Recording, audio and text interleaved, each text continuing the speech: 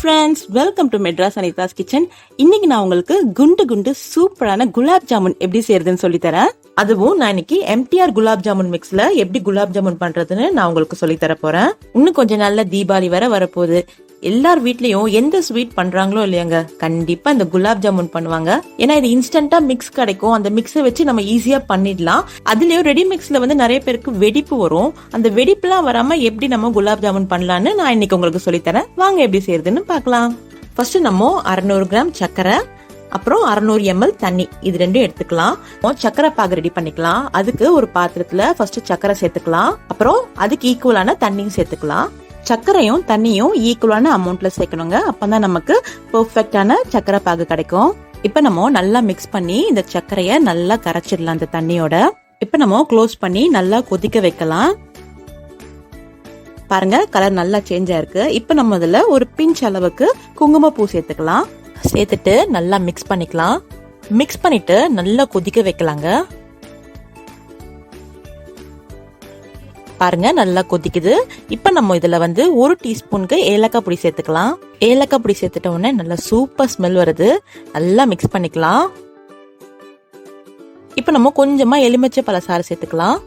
இது சேர்க்கறதுனால வந்து பாகு வந்து திக் ஆகாதுங்க, அப்படியே தின்னா இருக்கும். இப்ப நம்ம செக் பண்ணிக்கலாம். கொஞ்சமா தொட்டு பாருங்க, நல்லா ஒட்டுது. கரெக்டான கன்சிஸ்டன்சி. இப்ப நம்ம சுவிட்ச் ஆஃப் பண்ணிடலாம் ஃப்ளேமை. கடைசியா 1 டீஸ்பூன் அளவுக்கு நான் ரோஸ் வாட்டர் சேர்த்துக்கிறேன். இது பியூர்லி ஆப்ஷனல். அவ்வளவுதாங்க, பாகு ரெடி ஆயிடுச்சு. இப்ப நம்ம குலாப் ஜாமுன் பண்ணிடலாம்.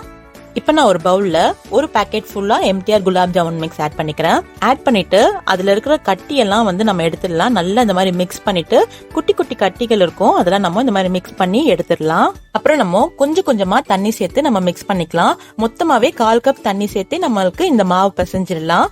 கொஞ்சம் கொஞ்சமா ஆட் பண்ணி நம்ம பிசைஞ்சுக்கலாம். சிலவங்க பால் போட்டு பிசைவாங்க, தாராளமா பண்ணலாம். குலாப் ஜாமுன் நல்லா சாஃப்டா வரும். பால் கூட ஆட் பண்ணி நம்ம பிசைஞ்சுக்கலாம். சப்பாத்தி மாவு பிசைற அளவுக்குலாம் ரொம்ப சாஃப்டெல்லாம் பிசைய வேணாங்க, லைட்டா பிசைஞ்சாலே போதும். இப்ப நம்ம இதுல கொஞ்சமா 1 டீஸ்பூன் நெய் ஆட் பண்ணிக்கிறேன். நெய் ஆட் பண்ணிட்டு நல்லா பிசைஞ்சுக்கலாம். நெய் ஆட் பண்ணறதுனால கொஞ்சம் மாய்ஸ்சரா வச்சிருக்கோம். ஏன்னா நம்ம 20 நிமிஷம் நம்ம ஊற வைக்க போறோம். அவ்வளவுதாங்க. இப்ப நம்ம ஒரு 20 நிமிஷம் நல்லா ஊற வச்சுக்கலாம். பாருங்க, நல்லா ஊறிடுச்சு. இப்ப நம்ம குட்டி குட்டி பால்ஸா நம்ம ப்ரிப்பேர் பண்ணிக்கலாம். ஃபர்ஸ்ட் நம்ம கையில கொஞ்சமா நெய் அப்ளை பண்ணிக்கலாம். நெய் அப்ளை பண்ணிட்டு கொஞ்சமா மாவு எடுத்துட்டு நல்லா அழுத்தி பிசைஞ்சுக்கலாம்.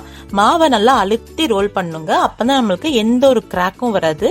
அண்ட் நம்ம நெய் அப்ளை பண்ணதுனால நல்லா ஸ்மூத்தா வரும் பால்ஸ். இப்படி நல்லா ரோல் பண்ணிக்கோங்க. ரோல் பண்ணா நல்லா ரவுண்டா வரும். பாருங்க, நல்லா ரவுண்டா வந்துருச்சா?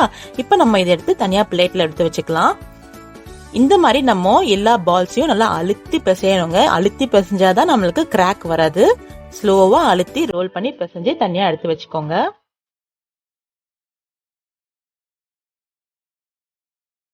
நான் ஒரு கடாயில எண்ணெய் நல்லா சூடுபடுத்திட்டேங்க.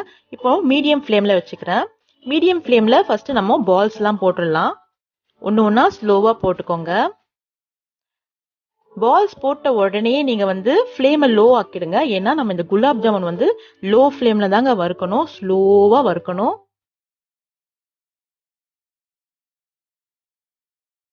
இப்போ நம்ம கரண்டியை வச்சுட்டு இந்த மாதிரி ரொட்டேட் பண்ணி குக் பண்ணலாங்க. நீங்க சும்மா இந்த மாதிரி ரொட்டேட் பண்ணிட்டு பண்ணி விடுங்க. அந்த பால்ஸே ரொட்டேட் ஆயிக்கும் ஆட்டோமேட்டிக்காவே. ஏன்னா அப்பதான் நமக்கு எல்லா சைடுமே நம்மளுக்கு குலாப் ஜாமுன் வேகுங்க.